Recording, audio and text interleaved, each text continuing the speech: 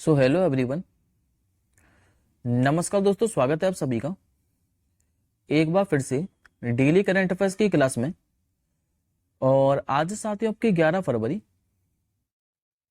और आज हम 11 फरवरी से बनने वाले जितने भी मोस्ट इंपॉर्टेंट करंट अफेयर्स के क्वेश्चन बने, इन सभी क्वेश्चनों को एक्स्ट्रा फैक्टर से और डिटेल के साथ डिस्कस करेंगे।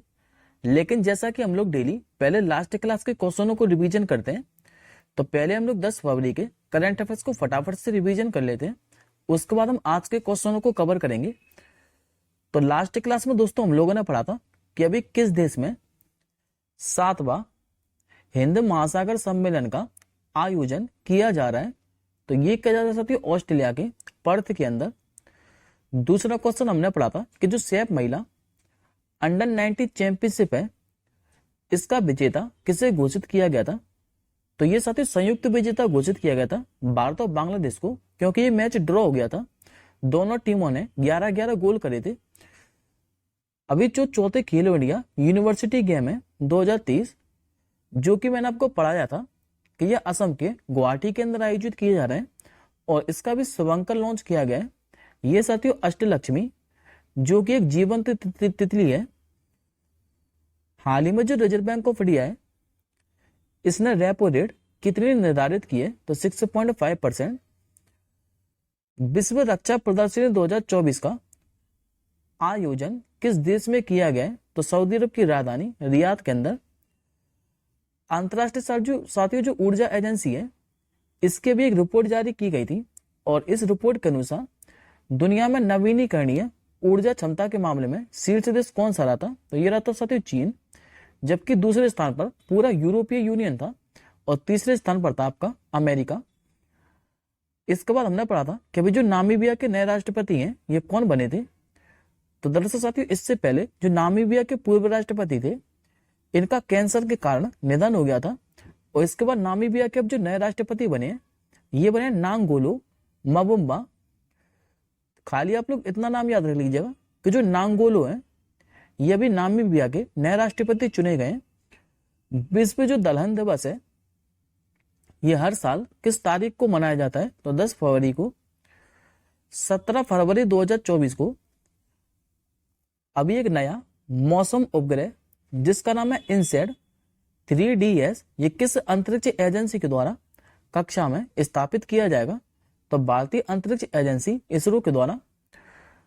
अभी किस शहर में विश्व जो पुस्तक मेला है 2024, इसका आयोजन किया जाएगा, तो नई दिल्ली के अंदर। और नई दिल्ली के भी कहां पर, तो प्रगति मैदान में। हाल ही में दक्षिण भारत की पहली जो ट्रांसजेंडर रेलवे टिकट निरीक्षक है, ये कौन बनी है, तो इनका नाम है सतीश सिंधु। और लास्ट क्वेश्चन हमने पढ़ा था कि पहली बार जो फिट इंडिया मूवमेंट है, इसके ब्रांड एम्बेसडर के रूप में किसे नियुक्त किया गया था, इनका नाम है नरेंद्र कुमार यादव। अब आज का पहला प्रश्न देखिए। आज का साथियों आपका पहला प्रश्न ही मोस्ट इंपोर्टेंट रहने वाला है, क्योंकि भी भारत रत्न 2024 की घोषणा की गई थी, मैंने आपको बताया था, जिसमें से साथियों पहले ही 2 व्यक्तियों को दिया जा चुका है। और ये जो भारत रत्न है, ये भारत का सर्वोच्च नागरिक सम्मान है, जो कि एक साल में ज्यादा से ज्यादा 3 व्यक्तियों को दिया जा सकता है। लेकिन साथियों ऐसा पहली बार हो रहा है कि ये जो भारत रत्न है, ये इस बार 5 व्यक्तियों को दिया जा रहा है। तो इस क्वेश्चन का आंसर कीजिए पहले आप लोग कि निम्नलिखित में से किसे भारत रत्न 2024 से सम्मानित किया गया है। तो इस साथियों तीनों व्यक्तियों को चौधरी चरण सिंह, PV नरसिम्हा राव और भारत में हरित क्रांति के जनक MS स्वामीनाथन को। तो आपका सही उत्तर हो जाएगा ऑप्शन नंबर डी। अब पहले साथियों हम लोग भारत रत्न के इतिहास के बारे में पढ़ लेते हैं कि इसकी शुरुआत कब हुई थी, या फिर ये किस क्षेत्र में दिया जाता है, या पहली बार किसे दिया गया था, या फिर आखिरी बार भारत रत्न से किसे सम्मानित किया गया था। उसके बाद हम पांचों के पांचों नाम को डिटेल के साथ कवर करेंगे। तो पहले आप लोग याद रखेंगे कि जो भारत रत्न की शुरुआत है, ये साल 1954 में हुई थी। और ये जो पुरस्कार है, ये कला, साहित्य, विज्ञान, सार्वजनिक सेवा और जन सेवा में उत्कृष्ट योगदान के लिए दिया जाता है। भारत रत्न साथियों कांस्य धातु से निर्मित एक पीपल के पत्ते का आकार का है, जैसा कि आप लोग इमेज में भी देख पा रहे हैं। इसकी अगर लंबाई की बात करें, तो ये साथियों 5.8 इंच चौड़ाई देखने को मिलेगी आपको। 4.7 इंच, जबकि इसकी मोटाई कितनी है तो 3.1 इंच। इसका साथियों जो मुख्य भाग है, इस पर प्लेटिनम से एक सूर्य बना हुआ है और इसके नीचे लिखा हुआ है भारत रत्न। जबकि इसका साथियों जो पीछे वाला भाग है, इस पर राष्ट्रीय चिन्ह बना हुआ है और इसके नीचे लिखा है सत्यमेव जयते। और यदि आपसे पूछे कि भारत रत्न प्राप्त करने वाले पहले व्यक्ति कौन थे, तो ये 3 व्यक्तियों को दिया गया था पहली बार। एक तो सर्वपल्ली राधाकृष्णन, दूसरे साथी सी राजगोपालाचार्य और तीसरे थे सीवी रमन। जबकि आखिरी बार ये 2019 में दिया गया था 3 व्यक्तियों को। एक तो भारत के पूर्व राष्ट्रपति प्रणब मुखर्जी, दूसरे थे साथी भूपेन हजारिका जिनको मरणोपरांत दिया गया था लोक कार्य के लिए, और तीसरे थे आपके नानाजी देशमुख, इनको भी दिया गया था मरणोपरांति कला के क्षेत्र में। अब बात करते साथी 5 व्यक्ति के बारे में कि 2024 में किसे किसे दिया गया है। तो सबसे पहले बात करते हैं चौधरी चरण सिंह के बारे में।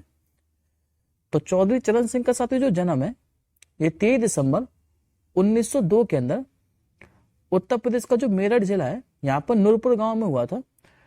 सर्वप्रथम ये 1937 में छपरौली से उत्तर प्रदेश विधानसभा के लिए चुने गए थे और इन्होंने भारत के 5वें प्रधानमंत्री के रूप में कार्य किया है 1989 से लेकर 80 तक। चौधरी चरण सिंह के साथ जो मृत्यु है ये 19 मई 1987 को हुई थी और इन्हीं की जयंती पर हर साल 23 दिसंबर को राष्ट्रीय किसान दिवस भी मनाया जाता है। बात करते दूसरे व्यक्ति के बारे में, तो ये साथी दूसरे व्यक्ति पीवी नरसिम्हा राव। इनका जन्म हुआ था साथियों 28 जून 1921 को तेलंगाना के लकनेलपल्ली के अंदर। पीवी नरसिम्हा राव का पूरा नाम क्या है तो पामुलापति वेंकट नरसिम्हा राव।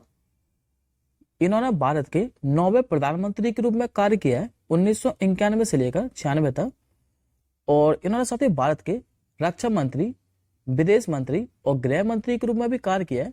साथ ही ये आंध्र प्रदेश के मुख्यमंत्री भी रहे 1971 से लेकर 73 तक। जबकि इनका निधन कब हुआ था तो 3 दिसंबर 2004 को।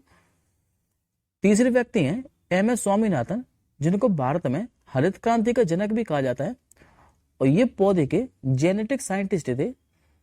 इनका जो जन्म है ये 7 अगस्त 1925 को हुआ था तमिलनाडु के कुंभकोणम के अंदर। जबकि इनका निधन कब हुआ था तो 28 सितंबर 2023 को, अभी रिसेंटली हुआ था चेन्नई के अंदर। चौथे नाम हमने पढ़ा था लाल कृष्ण आडवाणी का। इनका जन्म हुआ था 8 नवंबर 1927 को कराची के अंदर, जो कि वर्तमान में पाकिस्तान में है। और 2015 के अंदर इन्हें पद्म विभूषण से भी सम्मानित किया गया था। जबकि 2002 से लेकर 2004 तक ये अटल बिहारी वाजपेयी की सरकार में 7वें उप प्रधानमंत्री भी रहे थे। और लाल कृष्ण साथी जो आडवाणी है ये 5 बार तो लोकसभा, 4 बार राज्यसभा से सांसद, जबकि 3 बार बीजेपी के अध्यक्ष भी रह चुके हैं। और आखिरी नाम है आपका कर्पूरी ठाकुर का, जिनका नाम हमने सबसे पहले पढ़ा था। इनको साथी मरणोपरांत दिया जा रहा है, जो कि 2 बार बिहार के मुख्यमंत्री जबकि 1 बार बिहार के उप मुख्यमंत्री भी रहे हैं और ये पहले गैर कांग्रेसी मुख्यमंत्री थे। इन्होंने 1967 में डिप्टी सीएम बनने पर बिहार में जो अंग्रेजी की अनिवार्यता है इसको खत्म करने का काम भी किया था। आयुब साथियों आपको 5 व्यक्तियों का नाम क्लियर होगा। अब हम आज के अगले क्वेश्चन की ओर बढ़ते हैं। हाल ही में भारत का सबसे बड़ा बैटरी एनर्जी स्टोरेज सिस्टम आधारित सौर ऊर्जा संयंत्र ये कहां पर स्थापित किया गया है? तो ये स्थापित किया गया साथियों आपको छत्तीसगढ़ के राजनांदगांव के अंदर। तो करेक्ट आंसर होगा आपका ऑप्शन नंबर ए। अब इस क्वेश्चन के बारे में आगे समझ लेते हैं। तो देखिए साथियों, ये जो परियोजना है इसकी शुरुआत वर्ष 2016 को हुई थी और ये प्रतिदिन 5 लाख यूनिट से अधिक का बिजली उत्पादन करेगी। और यदि आपसे पूछे किसकी स्थापना किसने की है तो सोलर कॉर्पोरेशन ऑफ इंडिया और साथ में छत्तीसगढ़ पावर डिस्ट्रीब्यूशन कंपनी ने। इसकी लागत कितनी आई तो 960 करोड़ रुपए। अब आज का अगला क्वेश्चन देखिए। हाल ही में मिस वर्ल्ड प्रतियोगिता का 71वां जो संस्करण है ये कहां पर आयोजित किया जाएगा? तो इस साथ 3 दशकों के बाद भारत में आयोजित किया जा रहा है, तो करेक्ट आंसर होगा आपका ऑप्शन नंबर ए। देखिए साथियों, इसका जो उद्घाटन है ये 20 फरवरी को भारत पर्यटन विकास निगम के द्वारा किया जाएगा और इसका जो आयोजन है ये 18 फरवरी से लेकर 9 मार्च तक किया जाएगा। इसका साथियों जो ग्रैंड फिनाले है ये 9 मार्च को मुंबई के जियो वर्ल्ड कन्वेंशन सेंटर में होगा और इसमें दुनिया भर के देशों के 120 प्रतिभागी भाग लेंगे। मैंने आपको अभी बताया कि ये जो प्रतियोगिता है ये लगभग 3 दशकों के बाद देश में आयोजित की जा रही है। हाल ही में केंद्रीय कैबिनेट ने मत्स्य पालन क्षेत्र के लिए किस योजना को मंजूरी दी है? तो ये दी साथी प्रधानमंत्री मत्स्य किसान समृद्धि सह योजना। तो आपका करेक्ट आंसर होगा ऑप्शन नंबर सी।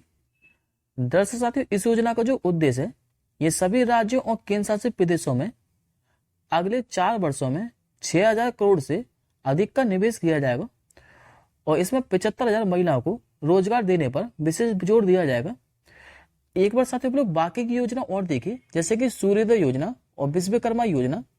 ये योजना भी हम लोगों ने अभी रिसेंटली पढ़ी थी, जिसमें से मैंने आपको पढ़ाया था सूर्योदय योजना के बारे में। इस योजना के तहत 1 करोड़ घरों पर सोलर पैनल लगाए जाएंगे, जिससे क्या होगा कि बिजली का बिल कम आए। और दूसरी हम लोगों ने पढ़ी थी साथी विश्वकर्मा योजना। इस योजना के तहत कारीगर और जो शिल्पकार है इनको आर्थिक सहायता दी जाएगी विश्वकर्मा योजना के तहत। अब आज का अगला क्वेश्चन देखिए, हाल ही में साथी जो चंडीगढ़ है जो कि एक यूनियन टेरिटरी है, इसके भी जो नए डीजीपी हैं ये कौन बने हैं? तो इनका नाम है साथी मधु कुमार तिवारी। तो करेक्ट आंसर होगा आपका ऑप्शन नंबर बी। ये जो साथियों मधु कुमार तिवारी है ये 1995 बैच के आईपीएस अधिकारी है। और यदि आपसे पूछे कि इन्होंने स्थान किसका लिया है तो प्रवीण रंजन का। और अब जो साथियों प्रवीण रंजन है इनको सेंट्रल इंडस्ट्रियल सिक्योरिटी फोर्स में एडिशनल डायरेक्टर जनरल नियुक्त किया गया है। आज का अगला क्वेश्चन देखिए, अभी किस देश में दक्षिण एशिया की पहली प्रोफेशनल वुमेन हैंडबॉल लीग का अनावरण किया गया है? तो ये किया गया साथियों अपने प्यारे भारत के अंदर। करेक्ट आंसर होगा आपको ऑप्शन नंबर ए। बनने वाला क्वेश्चन है, खाली याद रखिएगा कि जो दक्षिण एशिया की पहली प्रोफेशनल वुमेन हैंडबॉल लीग है इसका अनावरण कहाँ किया है? तो अपने प्यारे भारत के अंदर।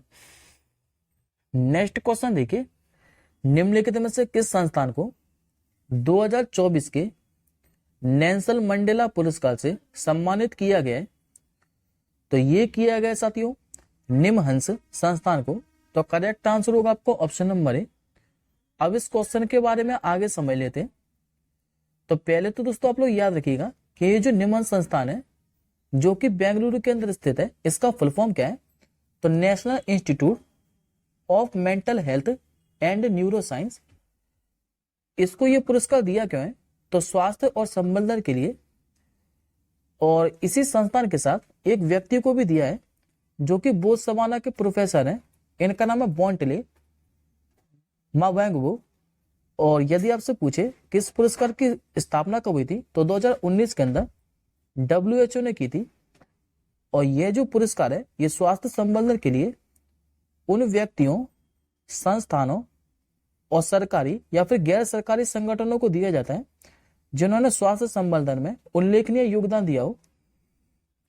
अब आज का अगला क्वेश्चन देखिए, राष्ट्रीय जो कृमि मुक्ति दिवस है यह हर साल किस तारीख को मनाया जाता है? तो ये दिवस में मनाया जाता है साथियों आपका हर साल 10 फरवरी को। करेक्ट आंसर होगा आपको ऑप्शन नंबर ए। हर साल जो नेशनल डिवॉर्मिंग डे है ये आपका 10 फरवरी को मनाया जाता है विश्व दहन दिवस के साथ ही। नेक्स्ट क्वेश्चन देखिए, हाल ही में किस अंतरिक्ष एजेंसी ने 137 प्रकाश वर्ष दूर रहने योग्य क्षेत्र सुपर अर्थ खोजा है? तो ये खोजा साथियों अमेरिकी अंतरिक्ष एजेंसी नासा के द्वारा। करेक्ट आंसर होगा आपको ऑप्शन नंबर ए। दरअसल साथियों जो अमेरिकी अंतरिक्ष एजेंसी है नासा, इसने सुपर अर्थ नाम के एक ग्रह की खोज की है और इस ग्रह को इसने नाम क्या दिया है? तो TOI 715b। ये पृथ्वी से लगभग 1.5 गुना बड़ा है और नासा के अनुसार इसकी सतह पर क्या है कि पानी हो सकता है। जिससे यहाँ पर क्या है कि जीवन भी संभव हो सकता है। नेक्स्ट क्वेश्चन देखिए, हाल ही में किस भारतीय हस्ती को अभी यूनाइटेड अरब अमीरात यानी कि यूएई का गोल्डन वीजा प्रदान किया गया है? तो इस साथ भारत में सुपर 30 के संस्थापक आनंद कुमार को करेक्ट आंसर होगा आपको ऑप्शन नंबर ए। और साथ ही जो सुपर 30 के संस्थापक हैं आनंद कुमार, इनको वर्ष 2002 में भारत के चौथे सर्वोच्च नागरिक सम्मान पद्म श्री से भी सम्मानित किया जा चुका है। हालांकि साथ ही जो गोल्डन वीजा है यूएई का, इससे पहले शाहरुख खान, सलमान खान और संजय दत्त को भी दिया जा चुका है। आज का आपका आखिरी क्वेश्चन है, अभी कर्मचारियों के लिए पुरानी पेंशन योजना बहाल करने वाला पहला जो पूर्वोत्तर राज्य है ये कौन सा बन गया है?